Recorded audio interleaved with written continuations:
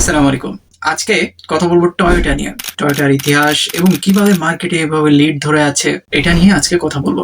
Toyota গাড়িটার সাথে আমরা অনেকেই পরিচিত, কারণ যদি বিশ্বের মার্কেটে ৫টা গাড়ি দেখা হয় তার ভিতরে একটা গাড়ি কিন্তু টয়োটা। আর বাংলাদেশের মার্কেটে কিন্তু এটা আরো বেশি, কারণ বাংলাদেশে প্রতি ৫টা গাড়ির ভিতরে মনে হয় ৩টা গাড়ি টয়োটার। এই টয়োটা কিভাবে যাত্রা শুরু করেছিল এবং টয়োটা কিভাবে একটি তাঁতের মেশিন থেকে আজ এত বড় একটা মোটর কোম্পানি। তাহলে দেরি না করে চলেন ভিডিওটা শুরু করা যাক।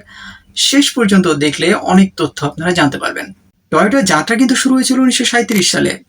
কিজিরো টয়োডা, যিনি ছিলেন টয়োটার প্রতিষ্ঠাতা, কিন্তু তার বাবা ছিলেন সাকিজি টয়োডা, যিনি আসলে তৈরি করেছিলেন একটি স্বয়ংক্রিয় তাঁত মেশিন, এবং এই তাঁত মেশিনের টেকনোলজি বিক্রি করেই আজ এত বড় একটা টয়োটা কোম্পানি হয়েছে।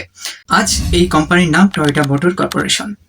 ১৯৩৭ সালেই এর যাত্রা শুরু হয়, কিন্তু তার আগেই ১৯৩৬ সালে টয়োটা একটা গাড়ি তৈরি করে, যেটা আসলে দ্বিতীয় বিশ্বযুদ্ধের সময় মালামাল পরিবহনের ক্ষেত্রে ব্যবহার করা হয়েছিল। কিন্তু দ্বিতীয় বিশ্বযুদ্ধের পরে এই গাড়িটি আরো ব্যাপকভাবে জনপ্রিয়তা অর্জন করে। ১৯৬০ থেকে ৭০ দশকে টয়োটা কিন্তু ইউরোপের মার্কেটে তাদের ব্যাপক পরিচিতি লাভ করে, কারণ টয়োটার ইউনিক সেল পয়েন্টগুলো ছিল কম খরচে ভালো গাড়ি দিবে, সাথে তাদের দীর্ঘস্থায়ী ইঞ্জিন, মাইলেজ অনেক বেশি এবং পার্টস অনেক লংজিভিটি ছিল, যার ফলে সার্ভিস কস্ট অনেক লো ছিল। ইউরোপ আমেরিকার পাশাপাশি টয়োটা কিন্তু বাংলাদেশও অনেক জনপ্রিয়, কারণ বাংলাদেশে রিকন্ডিশন গাড়ি আসার পর থেকে টয়োটা অনেক বড় মার্কেট ধরে আছে। যেমন আমরা কিন্তু রাস্তায় তাকালে এলিয়ন প্রিমিও, করোলা এক্সিও কিংবা Noha, land cruiser, Axio, fielder এইসব গাড়ি প্রচুর পরিমাণে দেখতে পাই। এর কারণ হলো একই, টয়োটা যেমন ফুয়েল এফিসিয়েন্সি, তেমনি মার্কেটের ব্যাপক পার্টসের ব্যাপ্তি, আর যারা সার্ভিস টেকনিশিয়ান মেকানিক আছেন এদের কাছে এই কাজগুলো অনেক সহজ হয়ে যায়। টয়োটা অনেক ভালো ফিউচারিস্টিক নিয়েও কাজ করছে, এই জন্য টয়োটা মার্কেটে জনপ্রিয়তা এখনো ধরে আছে। টয়োটা কিন্তু আসলে প্রথম বিশ্বের হাইব্রিড গাড়ি উৎপাদন করে, যার নাম ছিল টয়োটা প্রিয়াস, যেটা এখনো আমরা মার্কেটে দেখতে পাই।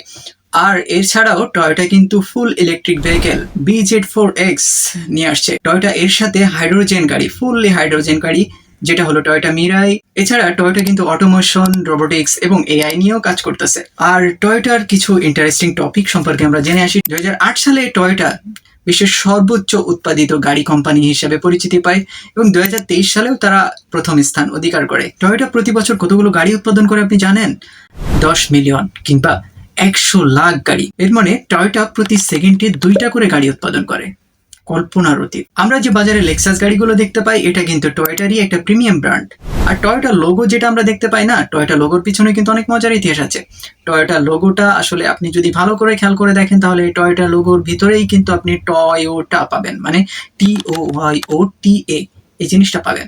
আর এই লোগোটার সিম্বলটা আসলে বোঝানো হয় তারা আসলে কাস্টমার এবং ব্যবহারকারী এবং যারা বিজনেস করতেছে সবার সাথে একটা ভালো সম্পর্ক, এবং পৃথিবীর একটা সিম্বল দেখা যায়, মানে পৃথিবীতে তারা সকলের সাথে একটা ভালো সম্পর্ক রাখছে। টয়োটার আরেকটা ইন্টারেস্টিং তথ্য হলো টয়োটা কিন্তু টয়োডা ছিল প্রথমে, এটা ডি কে চেঞ্জ করে টি করা হয়, কারণ তাদের ভাষায় এই টিটা তাদের ভাগ্যের একটা প্রতীক, মানে ভালো দিকের একটা প্রতীক হিসেবে ইউজ করা হয়েছিল।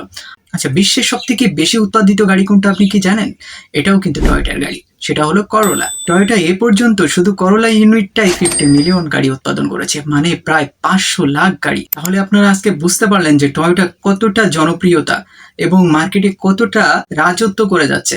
আজকের টপিকটা কেমন লাগলো আপনারা অবশ্যই জানাবেন। আপনারা পরবর্তীতে এমন কোন গাড়ি সম্পর্কে জানতে চান অবশ্যই কমেন্ট বক্সে জানাবেন, আমি আপনাদেরকে জানানোর চেষ্টা করব। আর সে পর্যন্তই অবশ্যই আপনারা থাকবেন মেকারের সাথে।